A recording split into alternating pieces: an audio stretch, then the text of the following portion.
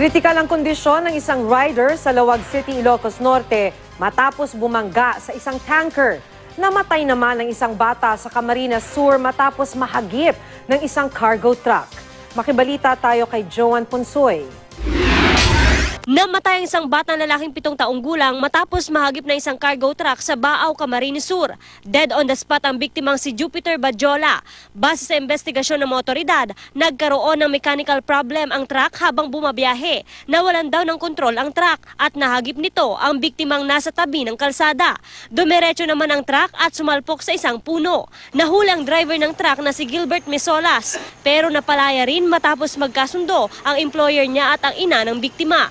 Nangako ang employer na babayaran ang pagpapalibing sa biktima. Sa Lawag City, Ilocos Norte, nalagay sa kritikal na kondisyon ang isang rider matapos sumalpok sa isang water tanker. Nagtamo ng sugat sa ulo ang biktimang si Jack King Pascual. Ayon sa driver ng tanker, paliko na siya sa kabilang kalsada nang sumulpot ang humaharurot umanong motorsiklo. Dito na ito sumalpok sa tanker.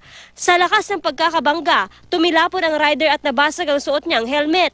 Sumuko ang driver ng tanker at sinabing handa raw siyang makipag-ayos sa biktima. Wala pang pahayag ang pamilya ng biktima. Sa Bontoc Mountain Province, nasugatan din ang isang rider matapos mabangga ng isang pampasaherong jeep.